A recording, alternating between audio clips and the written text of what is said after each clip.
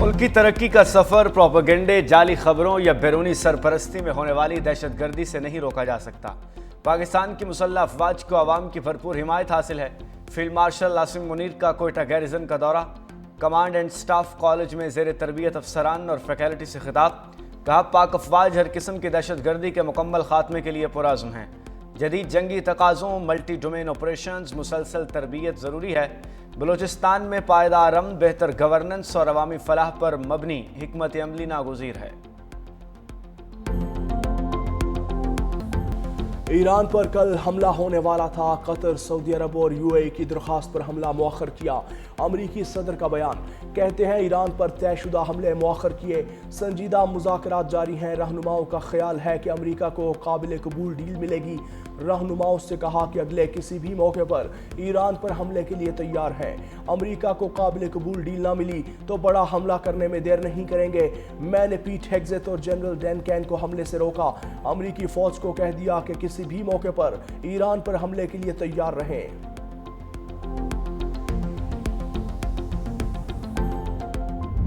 امریکہ کی ایران پر حملے مؤخر کرنے کے ساتھ جنگ کی بھی تیاریاں۔ پینٹاگون نے ایران پر حملوں سے متعلق اہداف چن لیے۔ درجنوں امریکی کارگو جہاز اسلحہ لے کر اسرائیل پہنچ گئے۔ امریکی اور اسرائیلی میڈیا کا دعویٰ، لکھا یہ کھیپ ایران کے خلاف ممکنہ دوبارہ جنگی کارروائیوں کی تیاریوں کا حصہ ہے۔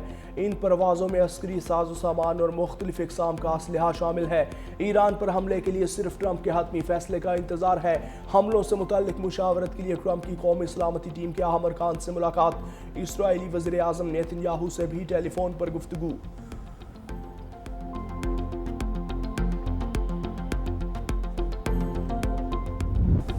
امریکہ نے دوبارہ حملہ کیا تو ایرانی فوج ٹریگر دبانے کے لیے تیار ہے۔ خاتم الانبیاء مرکزی ہیڈ کوارٹرز کے کمانڈر میجر جنرل علی کی امریکہ کو تنبیہ۔ کہا امریکی حملے کی صورت میں جوابی کارروائی کے لیے پوری طرح تیار ہے۔ فوری فیصلہ کن، طاقتور اور وسیع پیمانے پر جوابی کارروائی کی جائے گی۔ امریکہ ایران پر نئے حملے کا سوچے بھی نہ۔ ایرانی سپریم لیڈر کے ملٹری سیکرٹری محسن رضائی کا ٹرمپ کے حملوں کے بیان پر طنز۔ ایکس پر لکھا، ٹرمپ امید رکھتے ہیں کہ ایرانی فوج ہتھیار ڈال دے گی، خود ہی حملے کی ڈیڈ لائن طے کرتے ہیں اور پھر خود ہی منسوخ کرتے ہیں۔ حقیقت میں ایرانی قوم امریکہ کو پسپائی اور ہتھیار ڈالنے پر مجبور کر دے گی۔ ایرانی سپریم لیڈر کے مشیر محسن رضائی کا بحیرہ عمان کو امریکی افواج کا قبرستان بنانے کا بھی وعدہ۔ امریکہ کی ساکھ ایرانی افواج کے ہاتھوں گر چکی۔ ٹرمپ ایران کی عسکری طاقت کے بارے میں جھوٹے دعوے کرتے ہیں۔ ایرانی وزارت دفاع کے ترجمان رضا طلائی نے کا یمن ٹی وی کے چینل کو انٹرویو، بولے ایران کی فوجی صلاحیت کا بڑا حصہ ابھی استعمال ہی نہیں کیا، جبکہ محور مزاحمت پہلے سے زیادہ متحد ہے۔ ایرانی پارلیمنٹ کی قومی سلامتی کے رکن اسماعیل کوجری کی بھی کڑی تنقید، کہتے ہیں ڈونلڈ ٹرمپ جنگ ہار چکے، اب خود کو فاتح ظاہر کرنے کی کوشش کر رہے ہیں۔ ماضی میں ایران کے ساتھ ہونے والے معاہدے دستخط کے بعد توڑ دیے گئے، اس لیے امریکہ کے ساتھ مذاکرات میں کسی اچھائی کی امید نہیں۔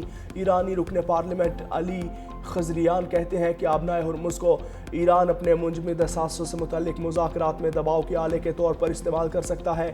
جہازوں کی گزرگاہ کو ممکنہ معاہدوں سے مشروط بھی کیا جا سکتا ہے۔ ایران کی امن معاہدے کے لیے امریکہ کو بڑی آفر۔ ایران ایٹمی پروگرام کو لمبے عرصے تک منجمد کرنے کے لیے تیار۔ افزودہ یورینیم روس منتقل کرنے کی مشروط پیشکش بھی کر دی۔ عرب میڈیا ایران کی نئی تجاویز کی تفصیل منظر عام پر لے آیا۔ العربیہ نیوز کے مطابق ایران کی توجہ اقتصادی مراد حاصل کرنے پر مرکوز ہے۔ پاکستان نے ایران کی نظر ثانی تجاویز امریکہ کے ساتھ شیئر کر دیں۔ ایرانی میڈیا کے مطابق ایران نے 14 نکاتی نئی تجاویز پاکستان کے حوالے کی۔ امریکہ کو جنگ کے خاتمے اور اعتماد سازی سے متعلق تجاویز بھیجی گئیں۔ آبنائے ہرمز سے متعلق فریم ورک بھی تجاویز کا حصہ۔ ترجمان ایرانی وزارت خارجہ اسماعیل بقائی نے کہا کہ پاکستان کی ثالثی میں امریکہ کے ساتھ مذاکرات کا عمل آگے بڑھ رہا ہے۔ پیش رفت کے باوجود اختلافات برقرار ہیں۔ ایران کے مطالبات واضح ہیں، منجمد اثاثوں سے پابندیاں ختم کی جائیں۔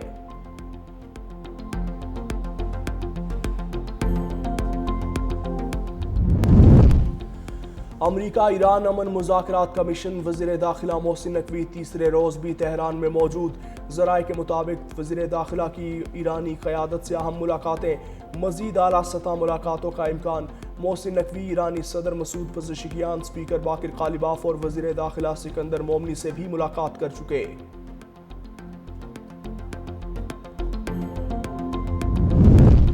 ایران کے مزید 3 آئل ٹینکرز نے امریکی بحری ناکہ بندی عبور کر لی ہے۔ خبر ایجنسی کے مطابق تینوں ٹینکرز نے ناکہ بندی توڑنے کے لیے مختلف حکمت عملیاں اپنائیں۔ ایک ٹینکر نے اپنا خودکار ٹریکنگ سسٹم بند کر دیا، دوسرے ٹینکر پر ایرانی پرچم کی جگہ روسی پرچم لہرایا، جبکہ تیسرے نے عمان کے ساحلی راستے کا استعمال کیا۔ ٹینکرز کو ایران کی آئل سٹوریج میں شامل کر لیا، جس کے نتیجے میں ایران کی تیل ذخیرہ کرنے کی صلاحیت میں اضافہ ہوا۔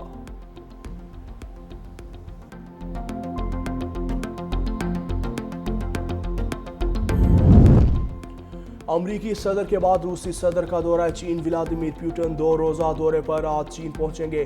روسی صدر چینی صدر شی جن پنگ سے ملاقات کریں گے۔ دونوں رہنماؤں کے 1 سال میں کم عرصے میں یہ دوسری ملاقات ہے۔ عرب میڈیا کے مطابق ولادیمیر پوٹن نے اپنے بیان میں اسی بات پر زور دیا کہ ماسکو اور بیجنگ کسی ملک کے خلاف اتحاد نہیں بنا رہے، بلکہ عالمی امن اور مشترکہ خوشحالی کے لیے تعاون کر رہے ہیں۔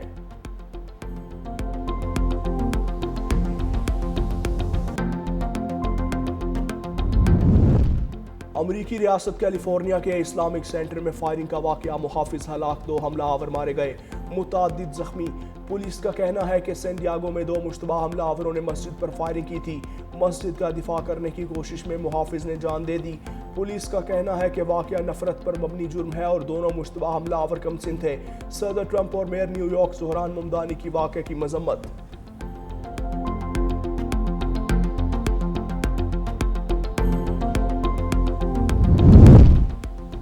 وزیر اعظم شہباز شریف 1 روزہ دورے پر کوئٹہ پہنچ گئے۔ وزیر اعظم کوئٹہ میں ایپیکس کمیٹی اجلاس کی صدارت کریں گے۔ شہباز شریف کو بلوچستان کی امن و امان کی صورتحال پر بریف کیا جائے گا۔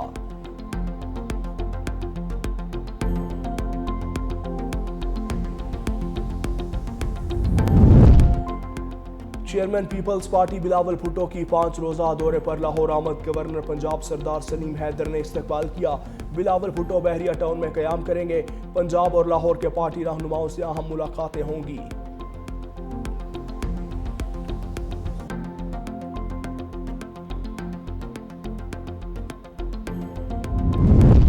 راولپنڈی اڈیالہ جیل میں بانی پی ٹی آئی اور بشرا بی بی سے ملاقات کا دن۔ Chairman P T I barrister Gohar Salman Akram Raja, Intezar Panjutha سمیت 6 افراد کی فہرست جیل حکام کو ارسال۔ بانی پی ٹی آئی کی بہنوں اور بشرا بی بی کی فیملی کی آمد کا بھی امکان۔ شہر میں دفعہ 144 نافذ۔ اڈیالہ جیل اور اطراف میں سیکیورٹی کے سخت ترین انتظامات، متعدد مقامات پر پولیس ناکے قائم۔